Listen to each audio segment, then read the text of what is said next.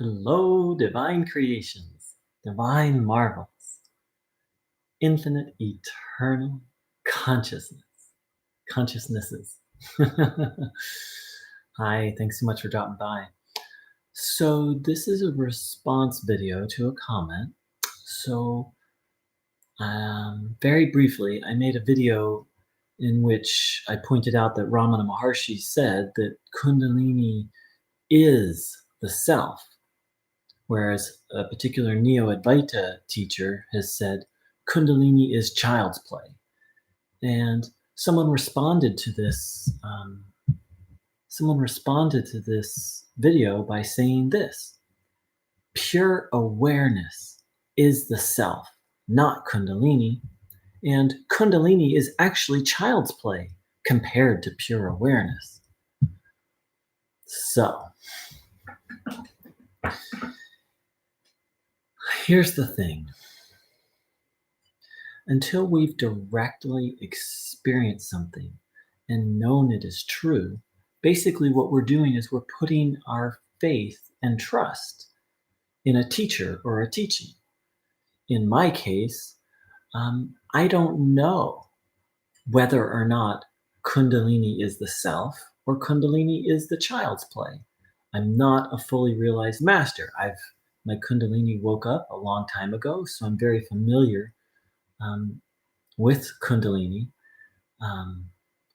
When I read, what I can say based on my own experience, when I said Ramana, when Ramana said Kundalini is the self, Kundalini is just another name for the self, I took a sigh of relief because I was having spontaneous experiences of witnessing when the Kundalini energy was really active. So that teaching of Ramana's was really helpful for me. And I don't consider myself a fully awakened being yet. So the question is, who am I going to trust? Right? Another way I like to say it is the issue of authority. Whose teaching do I give authority to? Ramana or, this other Neo-Advaita guy? So for me, it's Ramana. That's who I put my trust in. And I just assume that's accurate. For me, it's actually not really, it's not a big deal whether Kundalini is or isn't the self, because Kundalini yoga isn't my path. Ramana straightforward says that it's a valid path. He also said it's a dangerous path. He didn't advise people to seek it out. But for someone like myself, when did, I had a spontaneous Kundalini awakening like when I was a teenager. And so having some knowledge of Kundalini and how to keep it balanced and so forth and so on is essential actually to my survival. Kundalini will drive you crazy if you don't respond to it properly. That's not to scare anyone, but just to say, like, hey, don't seek it out. And if it awakens, find a teacher you trust who can guide you. So what this person did is they just repeated someone else's teachings. And so, like, okay, they disagree. Maybe they probably didn't even watch the video. But like, okay, you are giving your authority to this particular Neo-Advaita teacher. Great. But don't go around proclaiming it as if it's the truth. Say, hey, this teacher said this, unless you verified it in your own experience. And I'm highly skeptical that your experience contradicts Ramana Maharshi's experience. So just to be really clear, here's what Ramana Maharshi says. Kundalini is only another name for Atma or self or Sakti. Shakti. So the thing is what this person did is one of the main problems with Neo-Advaita is it's basically a belief system that people just go around repeating. Now, affirming, like, I am the self, that can actually help you progress along the path if done at the right point in time. Um, I'm skeptical that just repeating Advaita Vedanta thoughts is going to get you all the way there. But if it does, let us know. If it does, start your own YouTube channel and let us know. um, so let's see. Pardon, I lost my train of thought. So Neo-Advaita is basically a lot of it. It's just a belief system. You go to satsang and people just sort of repeat the truth, the ultimate truth. And if anyone says anything contrary to it, then it's just like, no, you are the self. Like if you say, oh, I'm feeling sad today. No, you're not feeling sad. You are the self. And then it's like, oh, I'm the self. And then it just becomes this belief system that people repeat. And of course, that doesn't really lead to self-realization at all. Advaita Vedanta is like, in scientific method, what they do is first you ask a question, which they call the hypothesis, and then you design an experiment to find out if the hypothesis is true. Well, Advaita Vedanta is basically, sages and yogis have asked the question and they've come up with a method for each one of us to verify whether something is true or not. So, even the statement, the self is pure awareness, you are pure awareness, until you are experiencing that moment by moment effortlessly. That's what Ramana Maharshi defined as enlightenment, sahaj samadhi, effortless, continuous absorption in the self. Until that is your lived moment by moment experience, the self is pure awareness needs to be held as a hypothesis. And then Advaita Vedanta is the systematic approach to finding out if that's true or not.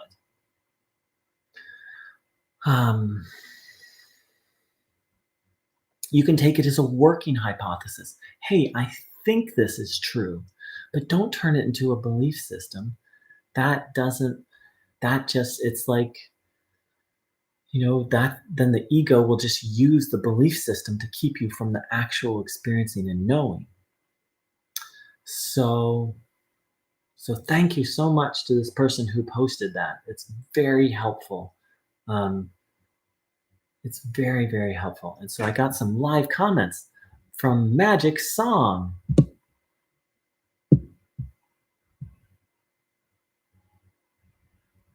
Let's see. Yes, Advaita Bodhi Dipika. I've heard of that book. I believe it's by Adi Shankara. And the thing is you have to, most Westerners are not going to be able to pick up that book and read it if it's the book I'm thinking about. And that's why I recommend James Schwartz, because it helps people prepare for such classical texts. Hey, go check it out. And if you understand that book, then go for it. If it's the one I'm thinking of, after having done a lot of preparatory study, I'm able to understand most of it.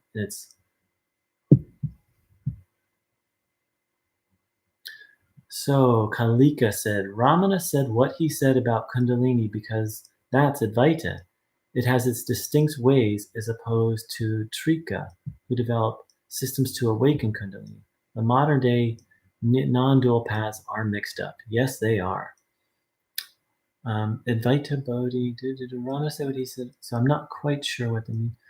Advaita isn't interested in the powers unearthed in the non-dual paths of Trikta. It has different perspectives. Namaskaram, thank you. Well, here's what Ramana Maharshi says about how the two are related. And in fact, it really ties into your comment. Ramana says, by inquiring, who am I, the yogi may definitely, the yogi may be definitely aiming at rousing the Kundalini and sending it up the Sashuma. That's the central Kundalini channel. The Yanai may not be having this as his object, but both will have the same results, that of sending the life force up the sushumna and severing the chitta jada granti. In Kundalini Yoga, there are 3 grantis or knots, and according to Ramana, if you can do Kundalini Yoga and you'll sever the final knot, which leads to realization, or you can just inquire, who am I? And that the act of who am I draws the energy from the body into the central channel and will sever that.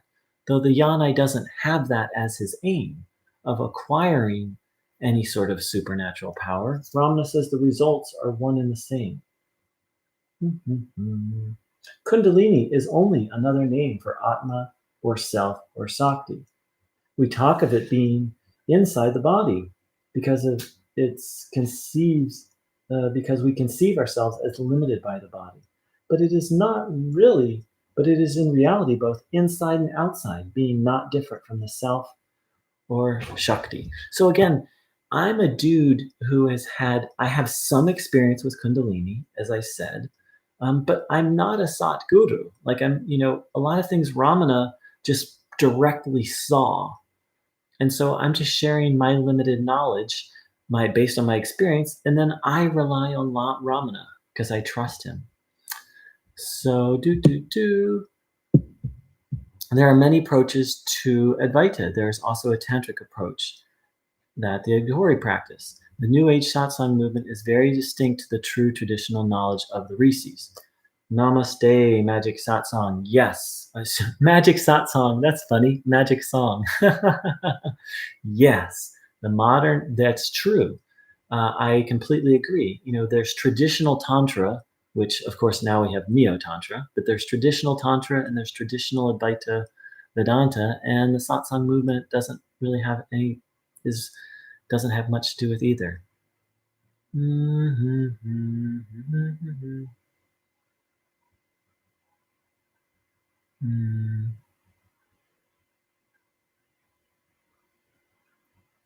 Yes, thank you so much. Gosh, Kalika, I want to talk with you more, friend. Wow, thank you. These are beautiful, beautiful comments. Advaita generally holds the slightly different precepts about the nature of the self and Atman, and about the strict notion that Maya is an illusion. And at a certain point, I'm going to start talking about this on the channel. Advaita, as I've mentioned, is just one school of Vedanta. And that's one of the things that distinguishes it from the other schools of Vedanta, is Advaita says Maya, creation, is an illusion, and says the self and the supreme, Atman, is Brahman. Whereas other schools of Vedanta don't believe that this world is an illusion, and say that the self, Atman, and Brahman are intimately linked and of the same nature, but not one and the same. And I love these comments, and wow.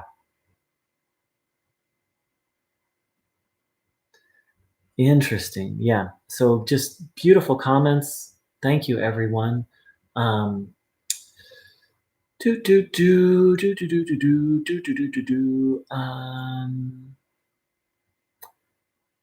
Yeah, I would love to be in contact with both of you, Magic Song and Kalika. So I'm just figuring out how I want to do that. One moment.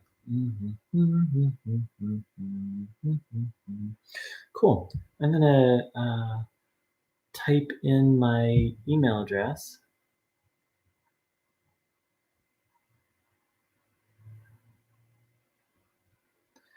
Yeah, Kalika wrote, it is very subtle, but the effects of the confusion about that subtlety when not commanded run deep, I think. Thank you. That's the thing is, what we're dealing with is our sense of reality. And so that's another reason why I'm so frustrated with the Neo-Advaita movement is, they'll just be like, yes, everything's an illusion, without properly preparing someone for that, without giving them the systematic systematic um, training to uh, deal with such a teaching, it can screw someone up. It screwed me up thinking all of this is an illusion and not having the proper tools and training to work with such a teaching. It led me to the brink of suicide, and I doubt I'm the only one. I know I'm not the only one. I know of at least 3 suicides within the Neo-Advaita movement, and I'm sure there's literally hundreds, if not thousands. And my best friend is on the brink of suicide from it. So let's see. Kalika Pash. Okay, great. So you have a YouTube channel. I have and Magic Song. Oh, you both have channels, so I'll drop by. Oh my God, Magic, thank you. Magic wrote, and your work is needed in the Western world. I know that it's needed because Neo-Advaita took me to the brink of suicide over and over. It's done the same thing for my best friend, my best friend's brother. It took him to the point of a psychotic break, took me to the point of not only suicide, but psychotic break. And I know I'm not the only one. So it's really great to meet both of you. And I'll drop by your channels. And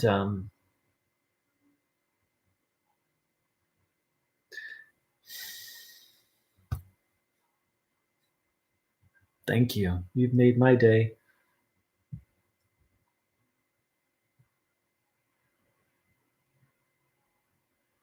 Oh, thank you, Magic. I'm so looking forward to sharing and learning from both of you. And so, you know, and so Magic just wrote the preparatory practices for reaching the Turiya state of Advaita involve also yoga practices like puja, pranayama, asanas. That's my number one complaint with the Neo-Advaita movement is lack of preparatory practices. So the short version is, unless from a non-depressed place, you don't have interest in worldly pleasures. If you're not, if you're depressed and being like, there's no happiness for me in the world, you need preparatory practices. If you're in a clear place and you feel like there's no happiness for me in this world, you're right. You're ready for self-inquiry. Otherwise, leave self-inquiry alone and look into preparatory practices. If Magic Song, if and Kalika, if both of you would just leave a comment on this video, so I'm able to easily just hop over to your video, to your channels, that would be helpful. You can just say hello. Oh, let's see. I'm copying your names right now, so you don't have to do that. But I'm very grateful for both of you for the wisdom that you both have shared. So we got to have a satsang where I'm not the only teacher. These two beings, and then also then other people. I can recommend your channels. So I'm as we speak, I am taking down both of your names so I can hop over to your channel. Yes, Kalika, Ramana, he worked with people where they're at. That is absolutely right. And he recommended preparatory practices in the one book he wrote about the process called Upadesha Saram. Very grateful. We have three people here who have some knowledge and some wisdom about the path. So